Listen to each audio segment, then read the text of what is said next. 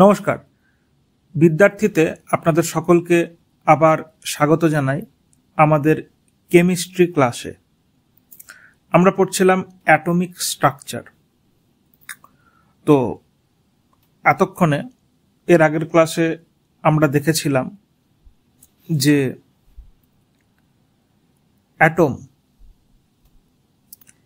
Atom কথার অর্থ হলো পরমাণু এবং মলিকিউল এটার অর্থ অণু। অ্যাটম হলো যে কোনো ম্যাটারের building block.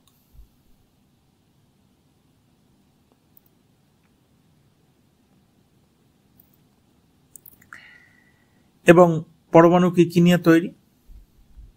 Electron, proton, neutron. আমরা প্রথমে দেখেছিলাম যে ল্যাভোয়েসিয়ার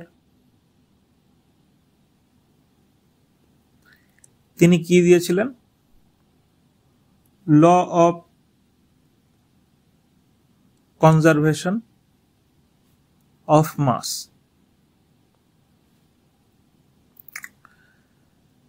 তারপর আমরা দেখেছিলাম জোসেফ প্রিস্ট বা প্রস্ট যা বলবেন, তিনি কি দিয়েছিলেন? Law of constant proportion.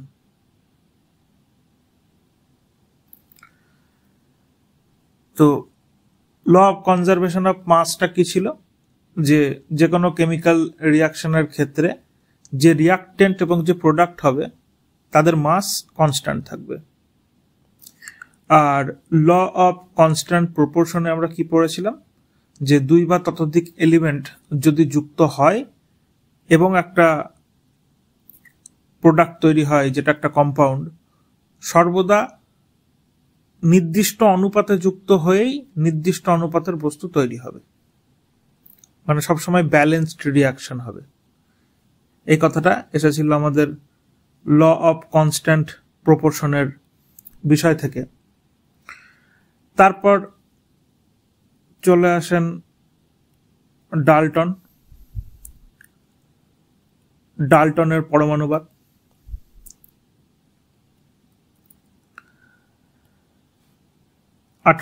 খ্রিস্টাব্দে এখানে তিনি সেম আইডেন্টিক্যাল মাসের কথা বলেছেন, রিঅ্যারেঞ্জমেন্ট অফ অ্যাটমের কথা বলেছেন, কম্পাউন্ড যেটা বেসিক্যালি একটা আর কি কম্পোজিশন অফ অ্যাটম এরকম কিছু একটা বলেছেন। আর তার পরমাণুবাদের বেশ কিছু অংশ পরবর্তীতে ভুলও প্রমাণিত হয়, কিন্তু আমরা তাকে মনে রাখি ডাল্টনের পরমাণুবাদ আমরা খুব ভালোভাবে পড়েছিলাম। এরপর আমরা দেখেছিলাম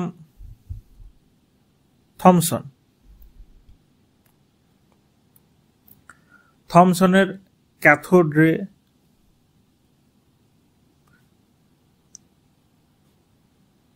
রে এক্সপেরিমেন্ট। ক্যাথোড রে এক্সপেরিমেন্টের মাধ্যমে 1896 যা দেওয়া থাকবে সেটা অ্যান্সার হবে। সেখানে তিনি একটা মডেলের কথা বলেন যে পরমাণু ইনডিস্ট্রাক্টেবল নয়। এই ডাল্টনের একটা পরমাণুবাদ তিনি ভুল প্রমাণ করেন এবং তিনি একটা মডেল দেন। সে মডেলটার নাম হলো watermelon model or plum pudding model. Basically কি, যে একটা পরমাণু যদি থাকে, পরমাণুর ভেতরে বেশ কিছু পজিটিভ কণা এবং বেশ কিছু নেগেটিভ কণা ছড়িয়ে ছিটিয়ে থাকে। তার কথা মানে যে অনেকটা তরমুজের ভেতর যেরকম বীজ ছড়ানো থাকে, সেরকম পরমাণুর ভেতরেও পজিটিভ এবং নেগেটিভ কণাগুলি ছড়ানো অবস্থায় থাকে। 1 2 3 4 5 6 1 2 3 4 5 6, ঠিক আছে, মানে সমান সংখ্যক থাকবে, যতগুলো পজিটিভ কণা থাকবে ততগুলো নেগেটিভ কণা থাকবে, এটা তিনি বলেছিলেন। তো তাকে এই জন্য এবার আমরা পরবর্তীতে দেখব যে অ্যাকচুয়ালি পজিটিভ কণাগুলি এইভাবে থাকে না, কিন্তু নেগেটিভ কণাগুলি বাইরের দিকে থাকে। এই জন্য ইলেকট্রনের আবিষ্কারক আমরা জে থমসনকেই ধরি। এরপর একজন বিখ্যাত বিজ্ঞানী আসেন, তার নাম হলো আর্নেস্ট রাদারফোর্ড।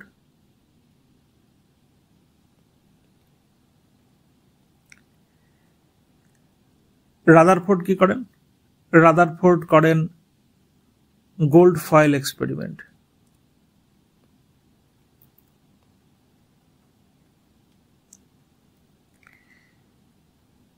তিনি কি ব্যবহার করেছিলেন?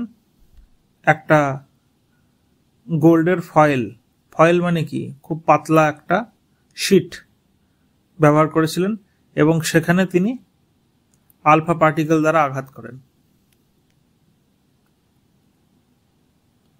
আলফা পার্টিকেল দ্বারা আঘাত করেন। এবার আলফা কথাটার অর্থ কি? আলফা পার্টিকেল কথার অর্থ কি? ডাবলি চার্জড হিলিয়াম অ্যাটম, এটাকে আলফা পার্টিকেল বলে। তো তিনি আলফা পার্টিকেলের মাধ্যমে আঘাত করেন এবং আঘাত করার পরে তিনি একটা অদ্ভুত বিষয় পেয়েছিলেন, যে এই যে পরমাণু যদি থাকে, আলফা পার্টিকেলগুলি পরমাণুর মধ্যে যখন প্রবেশ করছে তখন এরকম সোজা বেরিয়ে যাচ্ছে, কিন্তু যেই পরমাণুর ঠিক মাঝখানের এলাকায় সে আসে তখন তার হালকা ডেভিয়েশন দেখা যায়।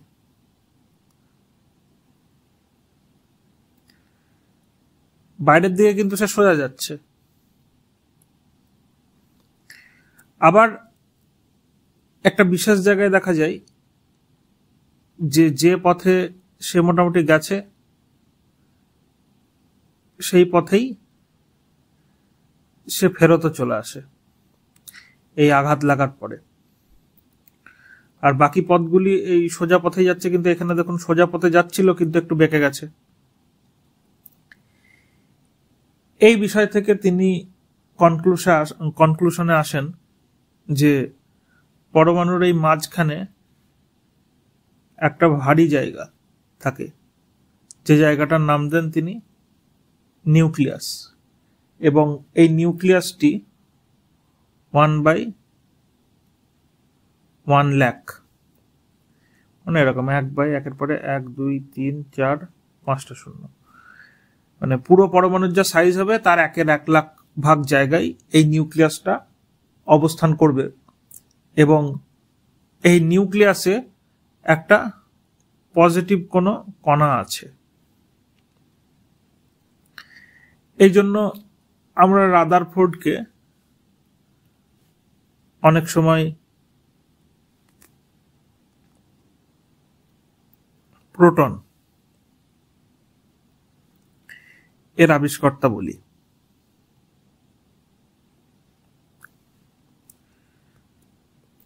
বেশ, গোল্ডস্টেইনকে অনেক সময় বলা হয় পরীক্ষায় রাদারফোর্ড না থাকলে আপনি গোল্ডস্টেইন লিখবেন, কিন্তু রাদারফোর্ডটা বেশি প্রমিনেন্ট।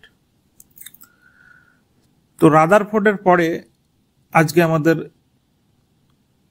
নতুন একজন বিজ্ঞানীর নাম আমরা পড়ব, তার নাম হচ্ছে Bohr, Niels Bohr. Niels Bohr কি বলেন? যে ইলেকট্রন সাধারণত নিউক্লিয়াসের চারিদিকে স্টেবল অরবিট বা এনার্জি লেভেল বা শেলসে আবর্তন করে without losing energy in form of radiation. কি বলতে চাইছেন? ইহার অর্থ হলো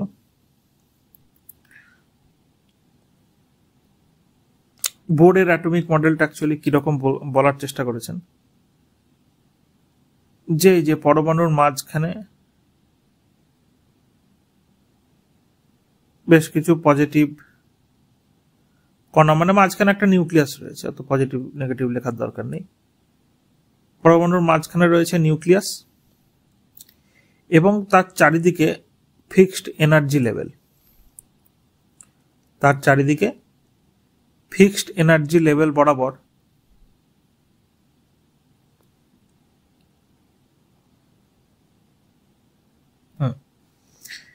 এ হলো এনার্জি লেভেল। প্রথম এনার্জি লেভেলটাকে আমি কে বলছি, তারপরটাকে এল বলছি, তারপরটাকে এম বলছি, তারপরটাকে এন বলছি। এই ফিক্সড এনার্জি লেভেলে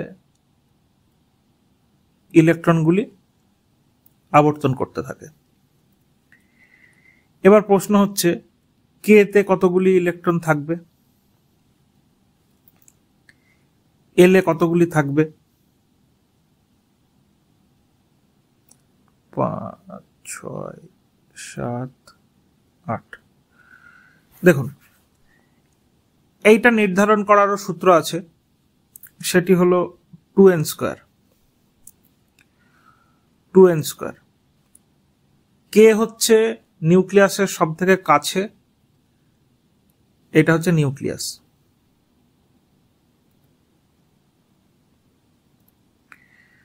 আর কে এল এম এন, দেখুন কেটা নিউক্লিয়াসের সব থেকে কাছে এবং এল এম এন এগুলো যথাক্রমে দূরে যেতে যেতে থাকছে এবং এন হলো নিউক্লিয়াসের সব থেকে বাইরে।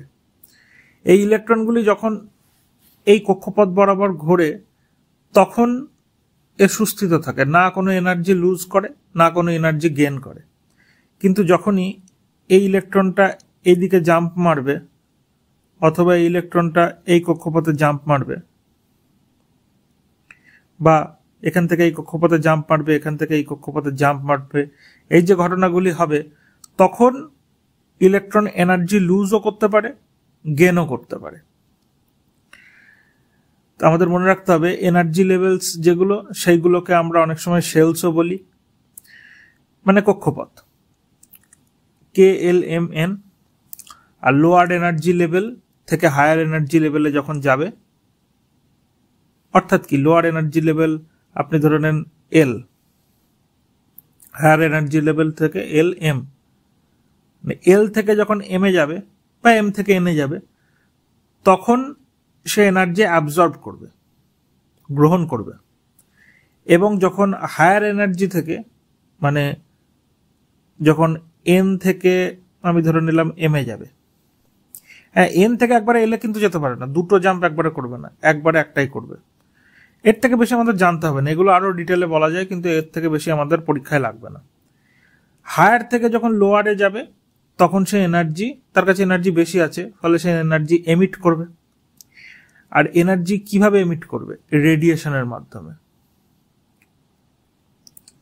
আমাদের এটা মনে রাখতে হবে। এবং কে এল এম এন কক্ষপথে যথাক্রমে দুটি, এই 2 দুগুণে 4 দুগুণে এখানে 8 হবে, 8টি, 3 3 9 দুগুণে 18, 4 4 16 দুগুণে 32, এতগুলি করে ইলেকট্রন, মানে কে এনার্জি লেভেল বা কে কক্ষপথে 2টি ইলেকট্রন থাকতে পারে সর্বাধিক, এল এ 8টি, এম এ 18টি এবং এন এ 32টি। আমাদের মনে থাকবে। ইলেকট্রনকে আবিষ্কার করেন থমসন, প্রোটনকে আবিষ্কার করেন রাদারফোর্ড বা গোল্ডস্টেইন। অনেক সময় বলা হয় গোল্ডস্টেইনের ক্যানাল রে এর পজিটিভ রে এর একটা এক্সপেরিমেন্ট রয়েছে হাই ভোল্টেজে, ক্যানাল রে এক্সপেরিমেন্ট। যদি পরীক্ষায় আসে এইটা লিখে দেবেন, আর এটা সম্বন্ধে অত জানার দরকার নেই। আর নিউটন আবিষ্কার করেন স্যাডউইক বা চ্যাডউইক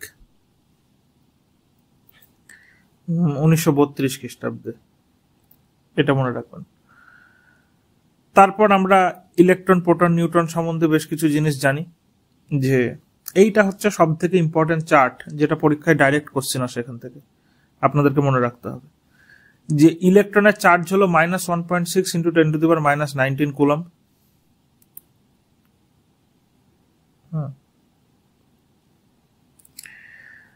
তারপর ইলেকট্রনের ভর হচ্ছে 9.11 × 10⁻31 কেজি অথবা 1/1840 AMU।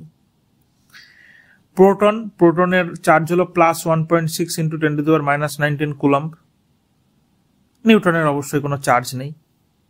Electron, proton, neutron. আর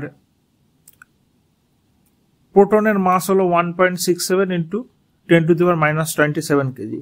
এ দেখুন প্রায় এই প্রোটন এবং নিউট্রনেরও প্রায় সমানই, 1.67 ইন্টু 10⁻⁻27 কেজি। তার মানে mass of proton is equal to mass of neutron. প্রোটন এবং নিউট্রনের ভর সমান, এটা আমরা জানি। আর mass of electron is approximately 2000 times less than neutron or proton.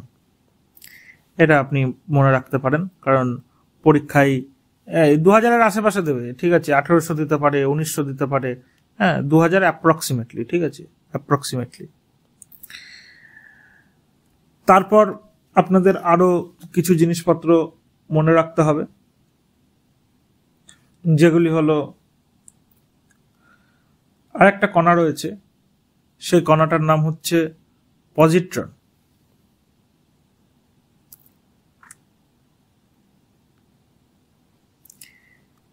কি অত জানার দরকার নেই। পজিট্রন কণাটা আবিষ্কার করেন অ্যান্ডারসন, এসে 1932 খ্রিস্টাব্দে। এটা একটা আপনাদের মনে রাখতে হবে। আর কিছু সিম্বলস আছে, যে সিম্বলস গুলো আমাদের পরীক্ষায় দেওয়ার চেষ্টা করে। সিম্বলস গুলো যেভাবে আমি বলবো সেভাবে মনে রাখবেন, সুবিধা হবে।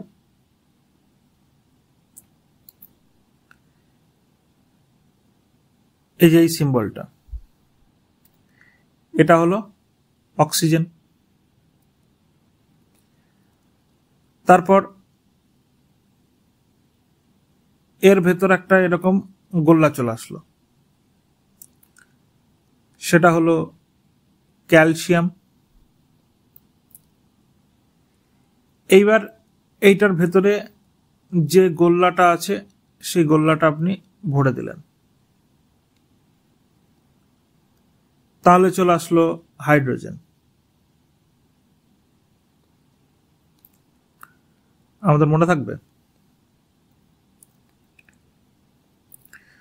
গোল্লাটা হলো অক্সিজেন, গোল্লার ভেতরে আরেকটা গোল্লা, সেটা হলো ক্যালসিয়াম, এবং ভেতরের গোল্লাটা ভরে যাচ্ছে, সেটা হচ্ছে হাইড্রোজেন। আবার কি দেখলাম প্রথমে,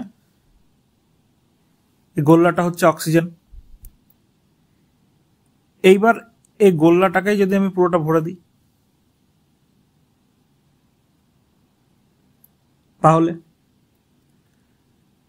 তাহলে হবে কার্বন। আমাদের মনে থাকবে। এইবার যদি আমাদের পরীক্ষায় পরীক্ষক এরকম দিয়ে দেন যে একটা গোল্লা, তার ভেতরে একটা ভর্তি আর তার সঙ্গে একটা এরকম গোলযোগ আছে, আপনি দেখুন এটা মনে হচ্ছে না হাইড্রোজেন আর অক্সিজেন যোগ হয়ে আছে? তাহলে এটা কি? জল।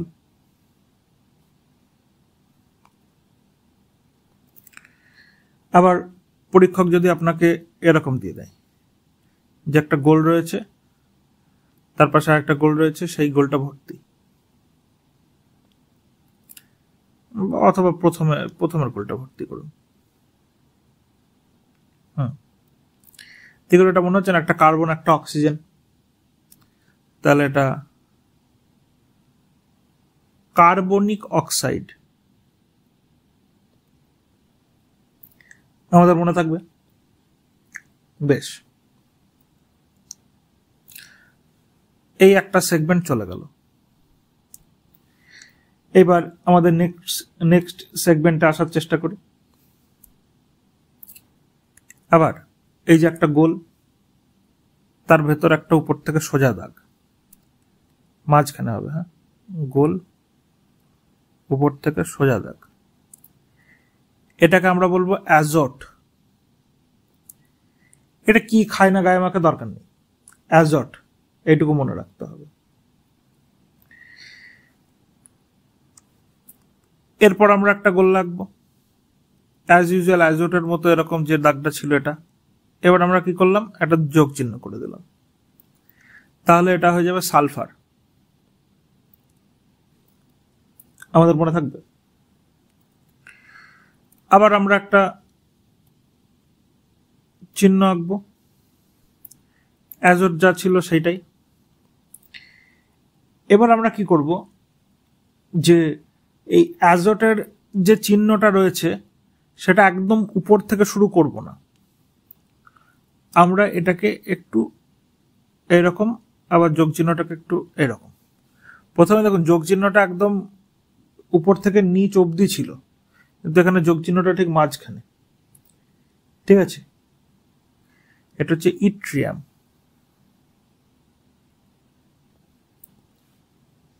সালফারটা খুব ইম্পর্টেন্ট। ইট্রিয়াম পরীক্ষায় এবার পরীক্ষকের যদি খুব ইচ্ছা হয় তখন দেবে, যদি পরীক্ষক চান যে নাম্বার যেভাবেই হোক কম দিতে হবে, তাহলে এই ধরনের কোশ্চেন দেবে। বেশ, এইবার আমরা আরেকটা জিনিস দেখছি, এই অ্যাজোটে যেরকম মাঝখানে একটা কাটা উপর থেকে নিচের দিকে দাগ ছিল, এখানে আমরা উপর থেকে নিচে দুটো দাগ টানবো। এখানে একটা দাগ ছিল, এখানে দুটো দাগ, দুটো দাগ দিলে হয়ে গেল সোডা, ঠিক আছে। বেশ, এবার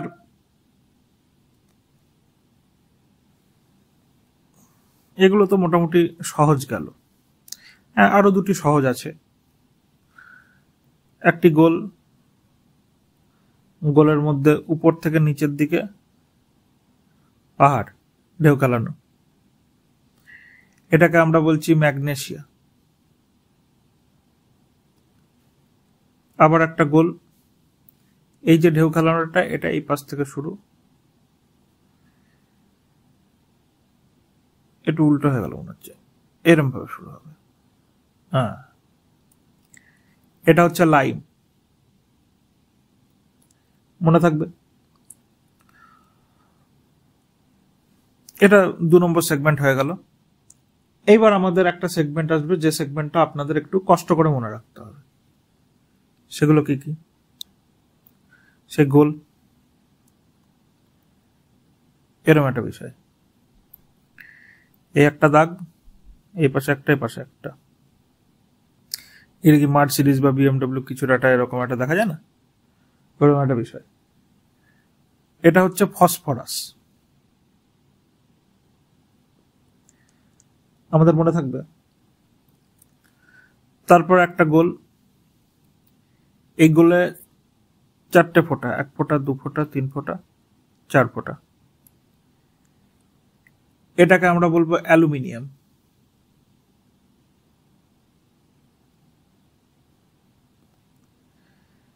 তারপরে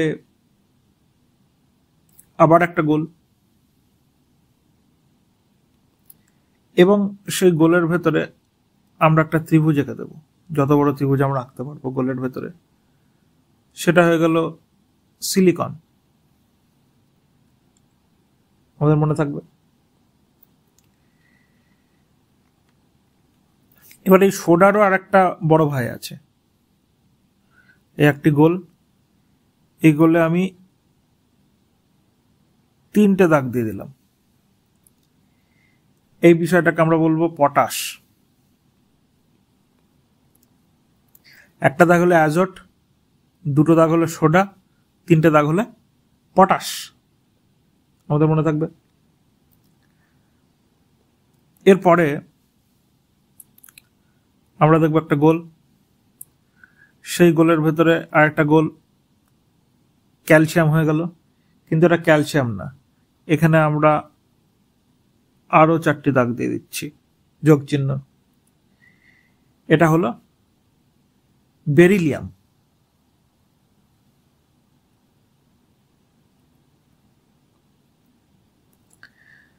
তারপর এবার কিছু কনফিউজিং যে জিনিসগুলো, সব থেকে কনফিউজিং যে তিনটে, সেই তিনটে এক জায়গায় করে দিচ্ছি।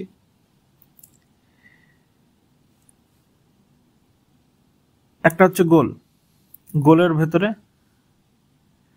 বিন্দু,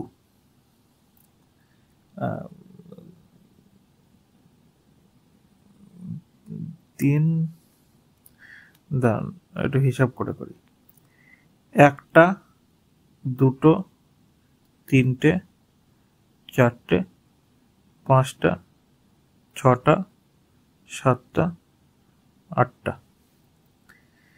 গোলের ভেতরে এই ফোটা ফোটা ফোটা ফোটা আটখানা, এই যে বিষয়টা, এটা হচ্ছে পারদ,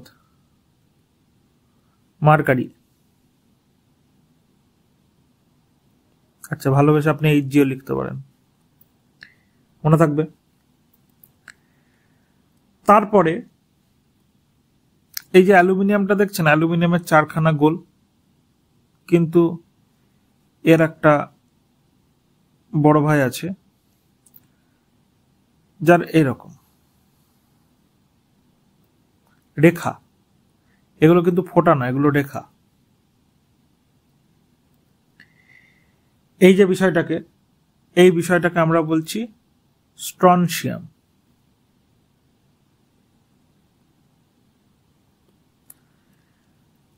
আর এইরকমই একটা বিষয়, এই যে গোল, এই হলো 1, 2, 3, 4, 5, 6। এই যে বিষয়টা, এই বিষয়টাকে আমরা বলবো বেরিয়াম।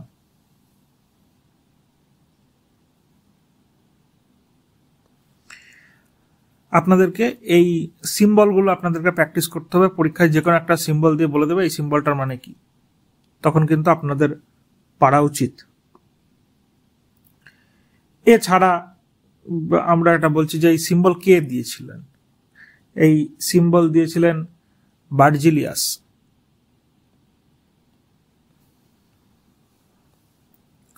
নামক বিজ্ঞানী। আচ্ছা, ইংলিশ বানান দেখবেন।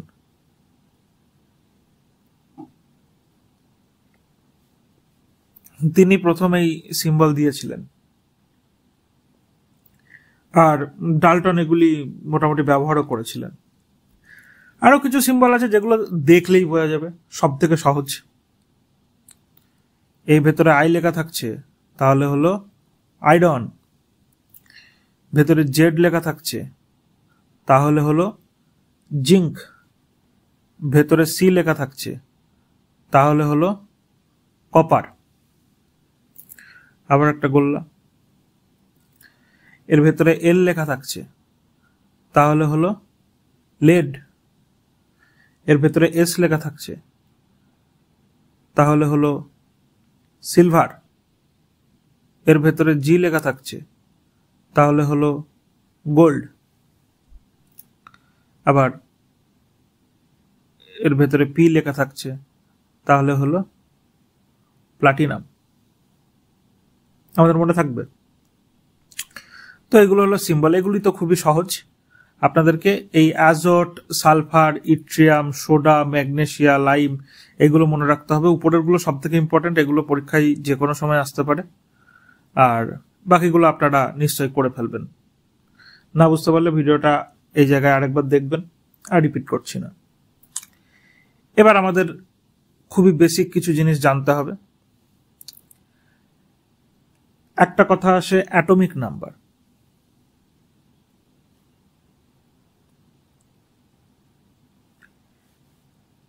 বাংলায় বলে পারমাণবিক সংখ্যা।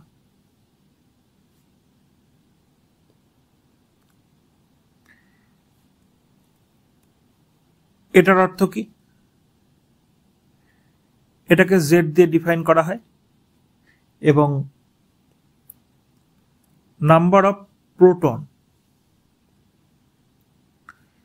এবার প্রোটন মানে যতগুলো প্রোটন থাকবে ততগুলোই তো ইলেকট্রন থাকবে, তার মানে নাম্বার অফ ইলেকট্রন। তাহলে একটি পরমাণুতে যতগুলি প্রোটন থাকবে সেটি হলো সেই পরমাণুর অ্যাটমিক নাম্বার। যতগুলি প্রোটন থাকবে বা যতগুলি ইলেকট্রন থাকবে। যেমন অক্সিজেন,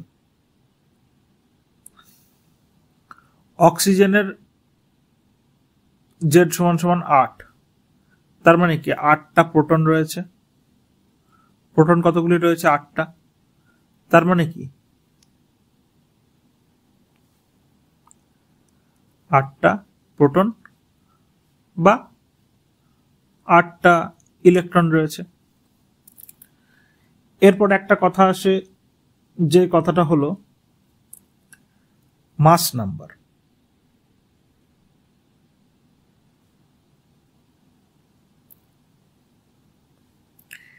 এই বাংলা এটাকে বলে ভর সংখ্যা। এই কথাটা ইংলিশে অনেক সময় অ্যাটমিক ভলিউম এই কথাটা প্রচলিত আছে, কিন্তু মাস নাম্বার কথাটা বেশি ভালো। এবার মাস number of an element is equal to number of proton plus number of neutron। অর্থাৎ একটি পরমাণু, যে পরমাণুর ইলেকট্রন প্রোটন নিউট্রনগুলো কি হবে, এই ইলেকট্রনগুলি বাইরের কক্ষপথে ঘোরে আর প্রোটন নিউট্রনগুলি,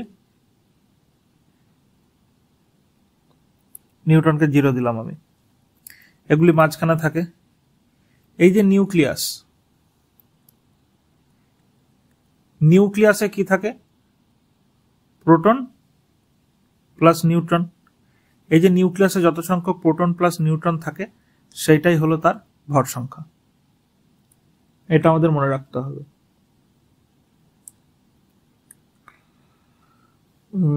নিউক্লিয়াসে এই যে প্রোটন এবং নিউট্রন থাকে এগুলোকে কি বলা হয়? নিউক্লিয়ন্স। তো অনেক সময় এরকম বলে দিতে পারে যে mass number is equal to total number of nucleons of an atom. সেটাও সত্যি হবে, একদম ঠিক হবে। ঠিক আছে, এরপরে আপনাদের আরো কিছু বেসিক জিনিস জানা প্রয়োজন। একটি হলো আইসোটোপ। আইসোটোপ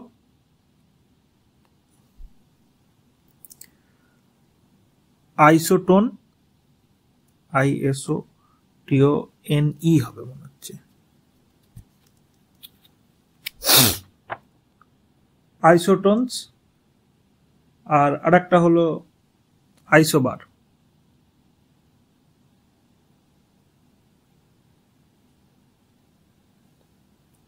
বেশ, এবার আইসোটোন মানে কি? আইসোটোন মানে হচ্ছে, দেখুন এই যে টোন কথাটা দেখতে পাচ্ছেন, এখান থেকে নিয়ে আসবেন। ঠিক আছে, সেম নিউট্রনস, সমান সংখ্যক নিউট্রন। যেমন একটা উদাহরণ হচ্ছে অক্সিজেন 8-16 আর নাইট্রোজেন 7-15। পুরোটাকে করে নিই, তারপরে আবার ভালো করে একবার বলবো। এর এখানে দেখুন, তাহলে অক্সিজেনে কি হলো, 8টা ইলেকট্রন বা প্রোটন রয়েছে আর 16টা নিউক্লিয়ন রয়েছে, অর্থাৎ প্রোটন প্লাস নিউট্রন। তাহলে যদি আমরা বাদ দিই তাহলে নিউট্রনের সংখ্যা বেরিয়ে যাবে। তাহলে নিউট্রনের সংখ্যা এখানে কোথায়? নিউট্রনের সংখ্যা 8টা। আবার এখানে দেখুন নাইট্রোজেনেও 7-15, 7টা ইলেকট্রন বা প্রোটন রয়েছে আর 15টা নিউট্রন প্লাস প্রোটন রয়েছে। তাহলে এখানে নিউট্রনের সংখ্যা কত? দেখুন 15 থেকে 7 বাদ দিলে 8 হয়। তাহলে দুটো জায়গাতেই নিউট্রনের সংখ্যা সমান। তাহলে আমরা বলতে পারি অক্সিজেন 8-16 এবং নাইট্রোজেন 7-15 এই দুটি একে অপরের আইসোটোন। আমাদের মনে থাকবে। তারপর আইসোবার। ঠিক আছে, এই যে বার কথাটা লেখা আছে, বার কথাটাকে আপনি নিয়ে আসবেন ভর সংখ্যা, বার ভর আসছে না, এই জোর করে একটু নিয়ে আসতে হবে, ভর সংখ্যা। ঠিক আছে, তার মানে কি সেম মাস নম্বর সমান ভর সংখ্যা। ঠিক আছে, এর ইলেকট্রন বা প্রোটন বা নিউট্রন এর সংখ্যা আলাদা আলাদা হতে পারে, ওইসব নিয়ে আমাদের মাথা ব্যথা নেই, কিন্তু এদের ভর সংখ্যা সমান হবে। ঠিক আছে, যেমন আমরা একটা উদাহরণের মাধ্যমে জানার চেষ্টা করি। একটা হচ্ছে আর্গন 1840, একটা হচ্ছে ক্যালসিয়াম 2040, আর আরেকটা হচ্ছে পটাশিয়াম 1940। সরি, এই নিচে দেখুন 18, 20, 19 এগুলি কি? এগুলি হলো ইলেকট্রন সংখ্যা বা প্রোটন সংখ্যা। ঠিক আছে, এর আগে যখন বলছিলাম এই যে He24, হ্যাঁ, এই 2টি হচ্ছে অ্যাটমিক নাম্বার, আর এই যে 4 হচ্ছে, এই 4টি হলো মাস নম্বর। উপরে যেটা থাকবে সেটা মাস নম্বর, নিচে যেটা থাকবে সেটা অ্যাটমিক নম্বর। এটা বলা হয়নি, এটা আশা করি আপনারা সবাই জানেন। কিন্তু দেখুন এখানে উপরের তিনটেই কিন্তু সমান, তার মানে কি এদের মাস নাম্বার সমান। দেখুন প্রোটন বা ইলেকট্রনের সংখ্যা সবার আলাদা, নিউট্রনের সংখ্যাও সবার আলাদা, কিন্তু ভর সংখ্যা সবার সমান, মাস নাম্বার সমান, সংখ্যা সবার সমান। অর্থাৎ এখানে কি proton plus neutron is equal to constant. মানে কনস্ট্যান্ট মানে কি এদের সবার সমান। হ্যাঁ, আর একটা কথা আসে, যে কথাটার নাম হলো আইসোটোপ। আইসোটোপ কথাটা থেকেই আমাদেরকে ধরে নিতে হবে যে এখানে টপ আছে, টিও অ্যাটমিক নাম্বার সমান টিও, এই যে এখানেও টিও আছে, আসছে না কিন্তু ওই আনতে হবে জোর করে, আপনাকে মনে রাখতে হবে। ঠিক আছে, অ্যাটমিক নাম্বার সমান হবে আর মাস নাম্বার আলাদা হবে। ঠিক আছে, আর এটা সাধারণত মানে একই এলিমেন্টের হয়, সেম এলিমেন্ট। এইগুলো দেখছেন অক্সিজেন নাইট্রোজেন আলাদা, এই আর্গন, হ্যাঁ, ক্যালসিয়াম পটাশিয়াম আলাদা। এখানে কিন্তু এই যে H11, H12 এগুলোর নাম লিখতে হবে, নিচে নিচে লিখি। H12 আর এটা হচ্ছে H13। ঠিক আছে, এই H11 এটাকে কি বলা হয়? প্রোটিয়াম। H12 এটিকে কি বলা হয়?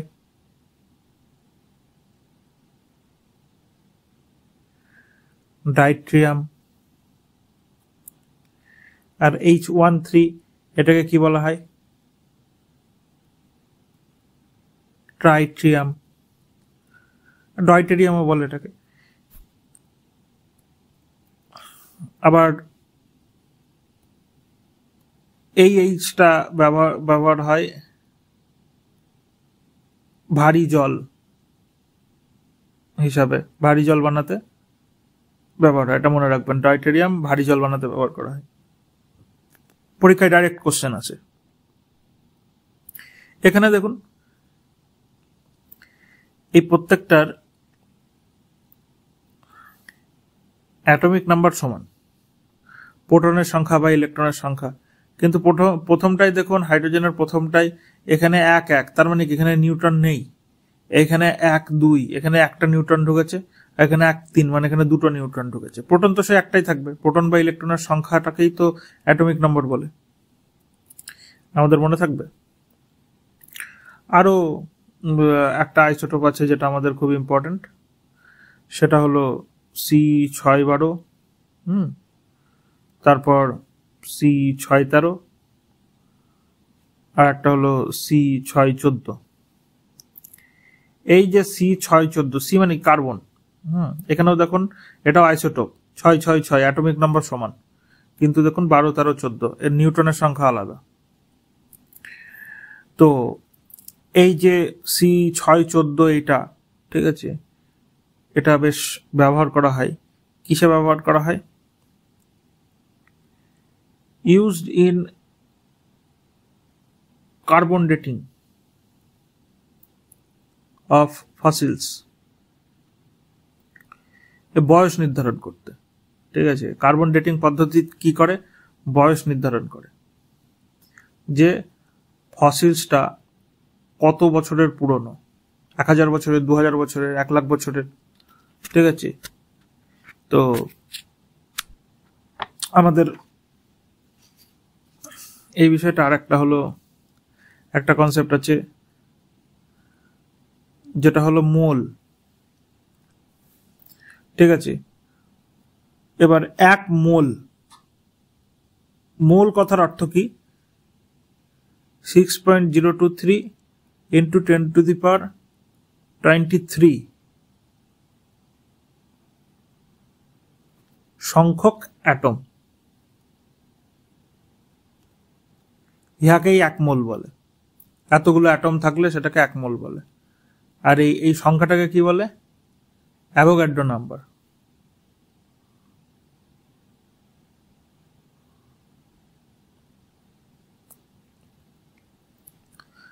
ঠিক আছে, এবার অ্যাভোগাড্রো নম্বরে আমাদের যে নাম্বার অফ মোল, এটা কিভাবে নির্ধারণ করতে হয়? গিভেন মাস বাই মলিকিউলার মাস। এটা মনে না থাকলেও লোড নেওয়ার দরকার নেই, একবার বলছি শুনেন। ঠিক আছে, অথবা এইভাবে ব্যবহার করা যায়, given number of particle by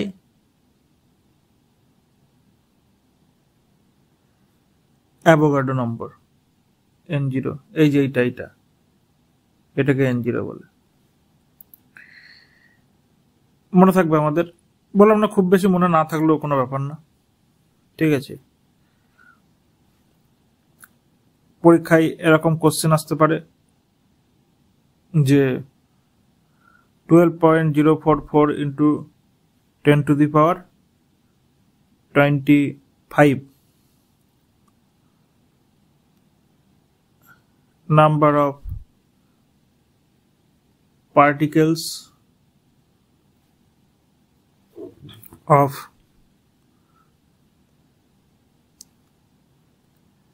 atom, এটা সমান সমান কত মোল, এরকম যদি কোশ্চেন দেয়, তাহলে দেখুন এই যে এই বিষয়টা 12.044 into 10⁻25 কে ডাইরেক্ট এই সূত্রটা ব্যবহার করছি আমরা। অ্যাভোগাড্রো নাম্বার 6.023 into 10⁻23 এটা দিয়ে ভাগ করছি। এবারে দেখুন 6 দুকানে 2 হয়ে গেল, আর এটাকে এটা দিয়ে ভাগ করলে 10⁻2 হয়ে গেল, তাহলে 200 মোল অ্যান্সার। ঠিক আছে, এটা যদি সংখ্যা বলে দেয়, এটা আসে না পরীক্ষায়, কিন্তু যদি কখনো চলে আসে, পরীক্ষকের ইচ্ছা হলো যে একটু কঠিন কোশ্চেন করব, তখন। ঠিক আছে, আর একটা কোশ্চেন হতে পারে 2 গ্রাম হিলিয়াম সমান সমান কত মোল। ঠিক আছে, এটা যদি হয় তখন আমাদের এটা মনে রাখতে হবে যে He2 4, তাহলে এইটা 4টা হচ্ছে ইহার মাস নম্বর, আর মাস নম্বর মানেই হচ্ছে মলিকিউলার মাস, তাহলে 4 হবে মলিকিউলার মাস বা মাস নম্বর। আর গিভেন মাস কি 2 গ্রাম, তাহলে গিভেন মাস অর্থাৎ দেওয়া আছে যেটা বাই মলিকিউলার মাস, প্রথম সূত্রটা ব্যবহার করছি। গিভেন 2 আর মলিকিউলার কত বড় হলো 4, তাহলে হাফ 0.5 মোল বা হাফ মোল যেটা অ্যান্সার থাকবে। এভাবে আপনাকে অ্যান্সার বের করতে হবে। এগুলি খুব ইম্পর্টেন্ট না, যদি পরীক্ষায় চলে আসে কখনো, ঠিক আছে, আপনাকে এইটা মনে রাখতে হবে। যেমন অক্সিজেন, অক্সিজেন কি, অক্সিজেন হচ্ছে 8, 16 হচ্ছে অক্সিজেনের মলিকুলার মাস, আর 8 হচ্ছে অ্যাটমিক মাস, এই পারমাণবিক সংখ্যা। তো সেই অনুপাতে করতে হবে। এগুলো খুব বেশি ইম্পর্টেন্ট না, কিন্তু এর আগে যেগুলি পড়লাম সেগুলি আমাদের খুব ভালোভাবে মনে রাখতে হবে। তো আমাদের কেমিস্ট্রির এই চ্যাপ্টারটি অ্যাটমিক স্ট্রাকচার, এটি আমাদের আজকে শেষ হলো। এবং আপনারা জানাবেন যে আমাদের এই ক্লাস আপনাদের কেমন লাগছে, কিছু বাদ গেল কিনা। আপনাদের কিছু যদি সাজেশন থাকে আপনারা কমেন্ট বক্সে লিখতে পারেন, অথবা vidyarthi.contact@gmail.com আপনারা যোগাযোগ করতে পারেন। আপনাদেরকে অনুরোধ করব যে আমাদের ভিডিও যদি আপনাদের ভালো লেগে থাকে তাহলে লাইক, কমেন্ট এবং শেয়ারের মাধ্যমে আমাদের এই চ্যানেলটিকে আপনার বন্ধু বান্ধবের কাছে পৌঁছে দিন, এবং আমাদের চ্যানেলকে সাবস্ক্রাইব করুন। বেল আইকন নিশ্চয়ই দাবাবেন পরবর্তী ভিডিওর আপডেট পাওয়ার জন্য। এতক্ষণ আমাদের সঙ্গে থাকার জন্য আপনাদেরকে অনেক অনেক ধন্যবাদ। নমস্কার।